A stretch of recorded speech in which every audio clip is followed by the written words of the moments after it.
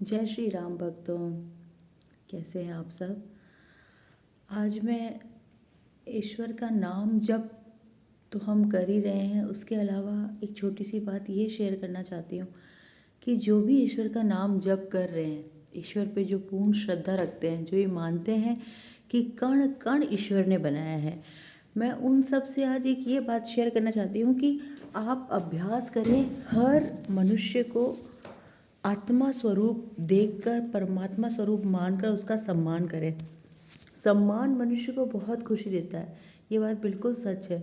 तो हम अपनी तरफ से हर आत्मा का सम्मान करें, चाहे वो छोटा हो चाहे वो बड़ा हो, क्योंकि इस जन्म में कोई छोटा है कोई बड़ा है, जैसा कि मैंने पहले भी बताया था। तो हम सबको सबका सम्मान करना है। और एक और बात कि हमें किसी के अवगुण देखने ही नहीं है, हमें किसी में अवगुण नहीं देखने हैं। अगर हम ये चाहते हैं कि हम सदा खुश रहें, शांत रहें, माया से कभी ना हारें, क्योंकि माया अगर हमसे जीत गई तो वही काम, क्रोध, लोभ, मोह, अहंकार, ईर्ष्या, फिर वो सब हमारे अंदर आ सकते हैं। तो हमें उन सब से जीतने के लिए किसी के अवगुणों पे ध्यान ही नहीं देना है। किसी में भी कोई अवगुण है, ध्यान मत दो, ना उसके अवगुणों की चर्चा करो किसी के सामने। सब ईश्वर के बच्चे हैं, तो हर किसी में कुछ अच्छा होता है, सिर्फ वही देखिए। अगर हमें अपना जीवन संवारना है तो हमें बस अब ये अभ्यास करना है। अगर हमने ये अभ्यास कर लिया तो जीवन इतना सुंदर हो जाएगा कि जिसकी कल्पना भी नहीं की जा सकती है, क्योंकि ईश्वर के नाम का जप हमने शुरू कर दिया है।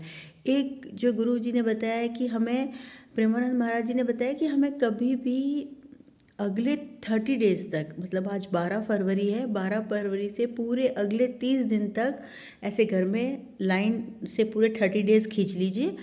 लाइन खींचिए और उसको डेली उसको क्रॉस करते जाइए। आज हमें 30 दिन तक कोई इच्छा नहीं करनी है। हम में बहुत बड़ी शक्ति आ जाएगी अगर हमने अपना ये कर लिया निर्णय कि अब हमें अगले 30 दिन तक कोई इच्छा नहीं करनी। इच्छा का अर्थ ये हो गया, जैसे भूख लगी तो खाना खा लो, लेकिन मसाला डोसा खाना है या कोई अच्छी चीज़ खानी है, इस तरीके का कोई भी जो संकल्प लेना है कि अब मुझे अगले 30 डेज तक कोई भी इच्छा जो है वो नहीं करनी है। प्लस ईश्वर के नाम का जब जितना ज़्यादा हो सके, रात को 10 बजे से लेकर 1 बजे तक सोना ही सोना है। नींद आए चाहे नहीं आए, राम राम बोलते हुए सोना है। निंद्रा में रहने का पूरा प्रयास करना है। सवेरे 4 बजे से लेकर 6 बजे तक जगना ही जगना है। ये कुछ अनुशासन के नियम हैं उन लोगों के लिए जो सदा सुख से रहना चाहते हैं, शांति से रहना चाहते हैं, ईश्वर को प्राप्त करना चाहते हैं। वो सब मनुष्यों के लिए ये नियम है जिनको पालना ही पालना है। किसी का हृदय नहीं दुखेगा अगर आप किसी के गलत अवगुणों की तरफ ध्यान ही नहीं देंगे, तो आप उसको कुछ बुरा नहीं बोलेंगे। हमारी जो जिह्वा है उस पर सरस्वती विराजमान है, ये बात को हमेशा दिमाग से ध्यान रखना है। तो हमें क्या करना है, अच्छा बोलना है, अच्छा सोचना है। बोलने से ज़्यादा ज़रूरी है सोचना। कई लोग अच्छा बोलते हैं लेकिन मन में किसी के लिए गलत सोचते हैं, तो फिर वो हमारी पूजा तपस्या सब व्यर्थ हो जाएगी। हर मनुष्य गलती करता है, हर मनुष्य। कोई भी ऐसा मनुष्य धरती पर नहीं है जो गलती नहीं करता। तो लेकिन अपनी गलती से सीखो, सुधार करने का अभ्यास करो। किसी की निंदा मत करो, किसी के अवगुण मत देखो। हर मनुष्य में कुछ न कुछ बहुत सारे गुण हैं। ये हमें अभ्यास करना है कि 4 लोगों के साथ बैठ के किसी की बुराई करके टाइम पास नहीं करना है। 4 लोगों के साथ बैठ के राम नाम का जप करिए, ईश्वर के किसी भी नाम का जप करिए, अच्छी अच्छी बातें करिए, ईश्वर की कथा कहानियाँ बताइए, अच्छी बात करिए, तो अपने आप ही जीवन सुंदर बन जाएगा। अच्छा सोचिए कि सारा संसार बहुत अच्छा है, सब मनुष्य भगवान के बच्चे हैं, ऐसा सोचना है। और किसी से भी ज़्यादा लगाव जिसे कहते हैं ना, कि किसी में अपनी आसक्ति मत लाइए, किसी में भी मत लाइए, वरना आपकी बर्बादी उसी दिन से शुरू हो जाएगी। किसी में अपने आप को आसक्त मत कीजिए, सिर्फ और सिर्फ प्रभु में प्यार कीजिए।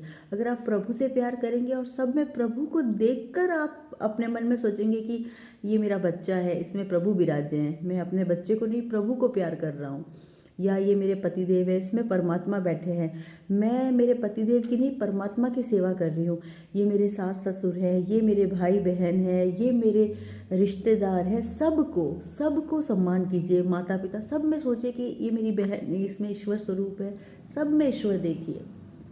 और फिर उससे लगाव कीजिए कि हाँ, मुझे ईश्वर से प्यार है और देखो ईश्वर इस रूप में आके मेरे साथ है, मुझे सहयोग कर रहे हैं। कभी अगर कोई प्रतिकूल व्यवहार करे तो सोचो देखो ईश्वर मेरे साथ प्रतिकूल व्यवहार करके मेरी परीक्षा ले रहे हैं। ऐसे किसी चीज़ में बुरा सोचना ही नहीं है और खुद को ये चीज़ बार बार याद करवानी है, क्योंकि इसका अभ्यास करने से ही हमें जीत होगी। किसी भी चीज़ का भय नहीं करना है। भय बिल्कुल दिमाग से निकाल दीजिए कि ये चीज़ मेरे से छिन जाएगी। जब हमारी कुछ है ही नहीं तो हमसे छिनेगी क्या? हमारे पास हमारा कुछ नहीं है जो हमसे छीनने का हमें डर लगे। हमें सिर्फ एक ही बात याद रखनी है कि परमात्मा हमारे हैं और हम परमात्मा के हैं, और वो हमसे कभी ना छीने, वो कभी नहीं छीन सकता कोई। अगर आप ईश्वर के नाम का जप और ईश्वर को बोलते हैं कि ईश्वर मैं जैसा भी हूँ बस आपकी शरण में हूँ, मुझे संभाल लो, मेरा हाथ थाम लो, बस ये बोल के अगर आप ईश्वर का नाम का जप कर रहे हैं ना, तो आप विश्वास मान लीजिए कि आपको ईश्वर कभी नहीं छोड़ेंगे। किसी न किसी रूप में आके सदा आपके साथ रहेंगे। और यही आप अपने बच्चों से, अपने पति से, अपने माता पिता से, अपने सास ससुर, अपने मित्रों से, किसी से भी मोह में फंस गए ना कि बस ये मेरे साथ रहे, यही मेरा सब कुछ है, तो वो आपको कभी ना कभी नहीं, वो आपको दुख देगा ही देगा, वो रिश्ता, वो इंसान, क्योंकि उसको आप इंसान रूप में देखकर उसके साथ लगाव कर रहे हैं। अब संसार की माया मोह से निकलने का समय है। अगर अभी भी नहीं समझा, आप आस पड़ोस में देख रहे हैं कि कभी कुछ हो रहा है, कभी कुछ आ रहा है, कभी ये प्रलय आने की तैयारी हो रही है, कि कभी बहुत बाढ़ आ रही है, कभी भूकंप आ रहे हैं, क्योंकि पृथ्वी पे कलयुग में पाप बढ़ रहा है। हमें गलत चीज़ों के बारे में नहीं सोचना है कि ये गलत हो रहा है, ये हो रहा है। हमें इस समय अपनी नैया को पार लगाना है, और नैया को पार लगाने का एक ही तरीका है, सिर्फ और सिर्फ एक तरीका, कि सबसे पहले ईश्वर पे बहुत ज़्यादा विश्वास हो कि ये पूरी सृष्टि, पूरा संसार, ऐसी पता नहीं कितनी सृष्टियाँ वो एक ही चला रहा है, जिसको हम ईश्वर कहें, परमेश्वर कहें, राम कहें, राधा कहें, कृष्ण कहें, जो भी कहें, क्योंकि वो बहुत बड़े जादूगर हैं और वो किसी भी रूप में आ सकते हैं। हमारे खेड़े के देवता के रूप में हैं, वो हर जगह पूजा जाता है, लेकिन जो भी वो हैं, देवी माँ, कुल देवी, खेड़े के देवता, पितर देवता, कण कण, वो सब कुछ ईश्वर ही है। सबसे पहले तो ये बात दिमाग में अच्छे से बिठा लीजिए। और ईश्वर कभी नाराज नहीं होते, ये पूजा नहीं करी, ये उद्यापन नहीं किया, ये वो नहीं किया, ईश्वर कभी इन बातों से नाराज नहीं होते। इस बात को समझेंगे तभी आपको ईश्वर प्राप्त होंगे, तभी आप सुख शांति से जी पाएंगे।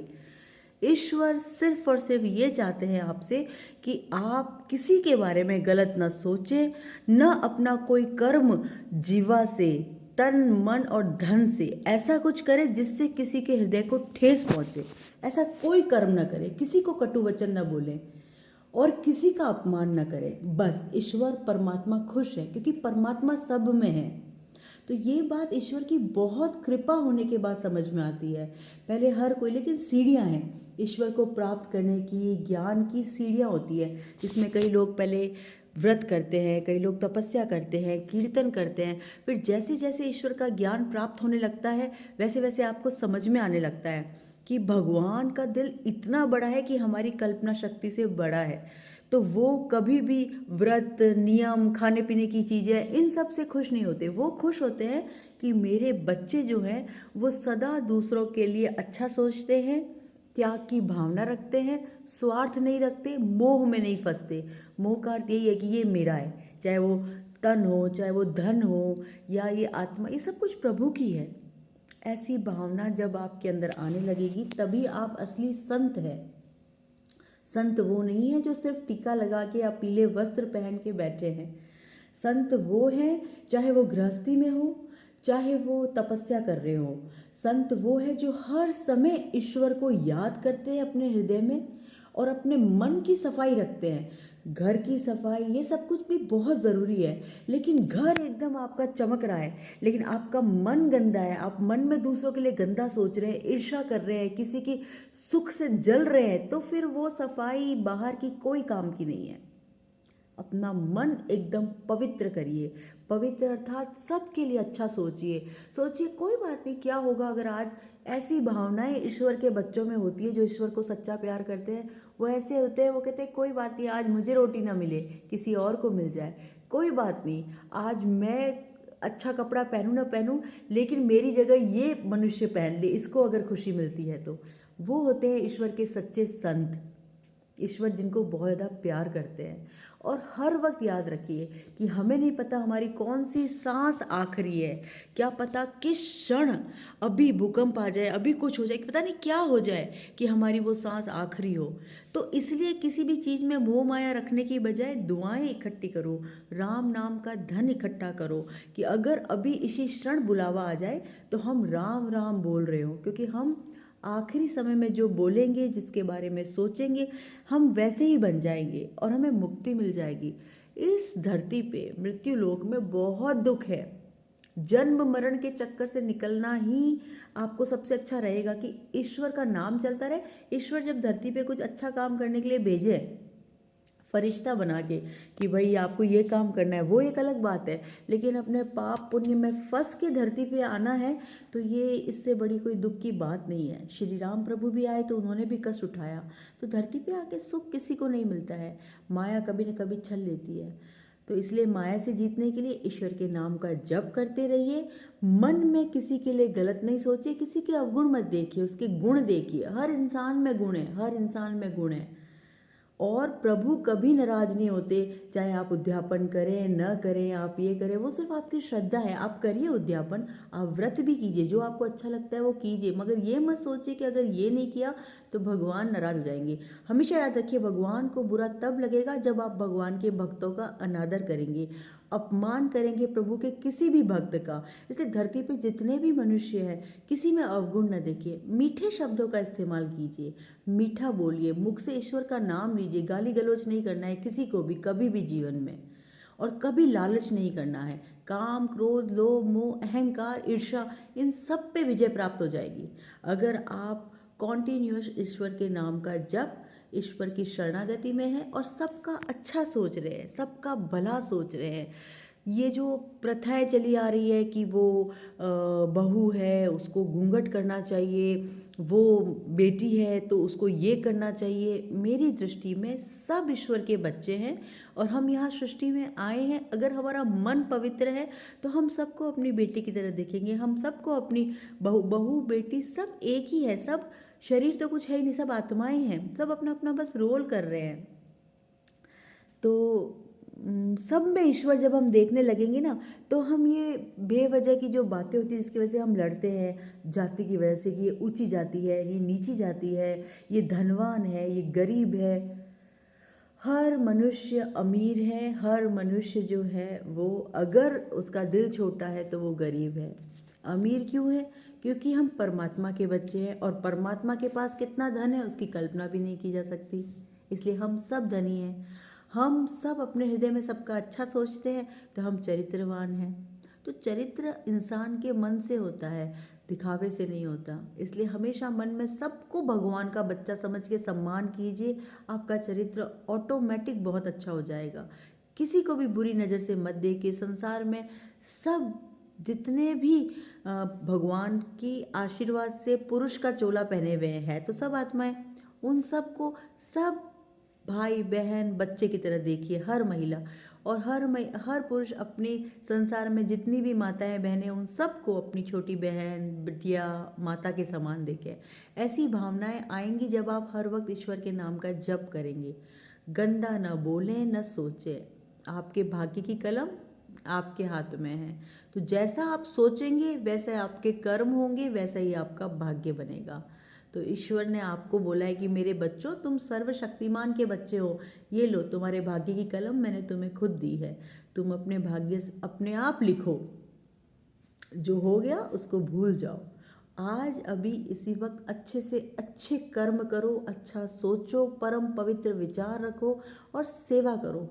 प्राणी मात्र की सेवा, चाहे वो कुत्ता हो, बिल्ली हो, चिड़िया हो, बंदर हो, सब में प्रभु विराजे हैं। तो आप अपने ईश्वर का कभी अपमान कर सकते हैं? मंदिर में जैसे आप धूप बत्ती लगाते हैं, दिया करते हैं, उसको कभी आप अपमान से ऊंची आवाज़ से बात कर सकते हैं?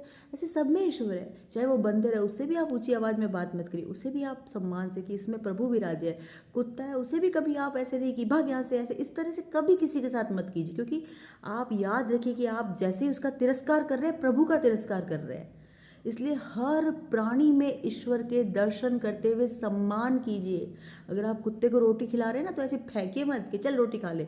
सम्मान के साथ रखिए कि प्रभु भोग लगाएंगे इस कुत्ते में। या कोई चिड़िया है, प्रभु भोग लगा रहे हैं चिड़िया में। बंदर है, प्रभु भोग लगा रहे हैं बंदर में।